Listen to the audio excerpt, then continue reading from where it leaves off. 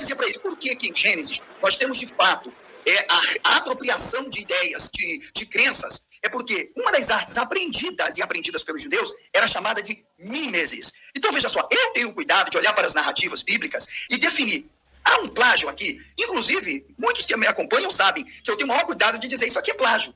Porque quando nós falamos de plágio, nós estamos falando realmente de se apropriar de algo totalmente e reproduzir aquilo como algo particular. Então, veja, raramente eu consigo encontrar isso na Bíblia. Agora, o que eu consigo encontrar na Bíblia é a ressignificação, é a prática da mímese, e eu posso dizer que os judeus usavam isso por quê? Porque, de acordo com o contexto histórico e social, eles estão começando suas produções justamente a partir do exílio, tendo influência persa, tendo influência, sobretudo, dos gregos, os maiores mimetistas, e, portanto, a Septuaginta é uma tradução disso. Então, eu quero deixar respondido aqui. Sim, existe na Bíblia a apropriação de crenças, mitos, lendas, sagas, tudo que tem direito para a representação da realidade histórica e social do povo.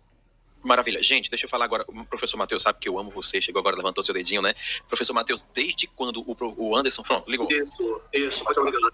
Boa noite a todos os professores. Deixa eu fazer uma ponderação a respeito do mimesis grego, que o professor José Alessandro muito bem colocou aí, que essa palavra significa imitação, né? E ela vem da terriné grega, que adapta a questão da arte, um efeito de gerar catarse, que seria purificação através de uma literatura específica, de uma obra ou da aplicação de uma tecnologia da época. Contudo, tratando-se dos judeus, ele entende que os judeus usavam a mimesis justamente porque também compreende que a literatura bíblica foi produzida no período pós-exílio. Nesse ponto, então, histórico de momento de produção, na crítica genética, eu vou discordar dele. Mas não é anacronismo dizer que essa prática do mimesis já era utilizada antes do termo em si ser cunhado para qualificar esse tipo de ação literária, né? Então, esse é um ponto que eu gostaria de dizer. O segundo ponto, a pergunta feita pelo rapaz... Vou fazer um comentário interessante aqui. É porque quando nós olhamos para a história da antiguidade, a gente consegue perceber que muitos mitos da antiguidade eles possuíam muitas semelhanças.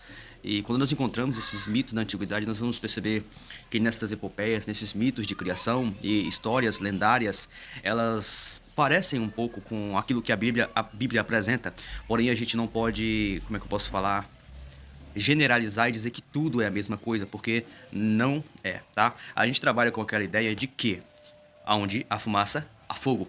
Ou seja, quanto há mais testemunho, mesmo que não sejam testemunhos totalmente perfeitos, mesmo que não sejam testemunhos totalmente iguais, porque a Bíblia ela apresenta um testemunho que é monoteísta, porque fala de um único Deus. Porém, quando nós olhamos para as outras narrativas de criação, nós encontramos uma espécie de politeísmo. Ou seja, existem essas diferenças, mesmo elas apresentando uma história que é um pouco parecida com a outra.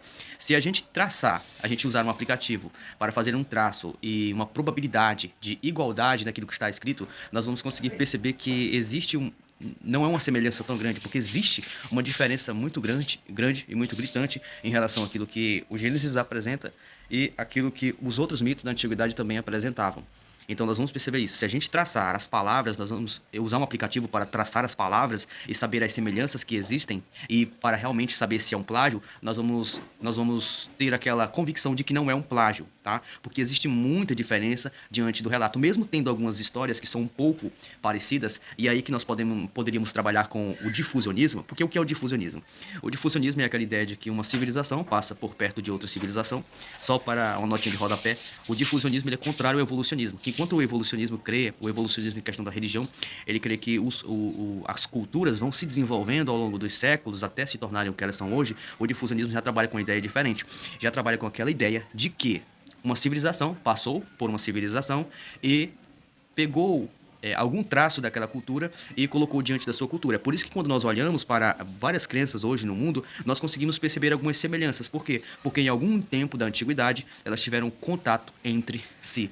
Mas vamos continuar aqui. Eu acabei esquecendo, acho que é Marcos o nome dele. Foi muito pertinente, porque realmente é um tipo de... É um termo que é cunhado com o objetivo pejorativo, dizer que a Bíblia é um plágio de outras literaturas antigas. Contudo, não há, e olha que eu sou um apologeta cristão, nós não podemos discordar que há uma comunicação literária e que é uma tradição oral onde algumas dessas tradições foram escritas primeiro do que outras. Não significa que uma é mais, digamos assim, fiel do que a outra. Para atestar esse tipo de fidelidade na rádio. Só exemplificando aqui que o professor Matheus Angel, grande teólogo aqui, professor, ele diz que, por exemplo, deixa eu pegar aqui, continua falando, deixa eu ver aqui.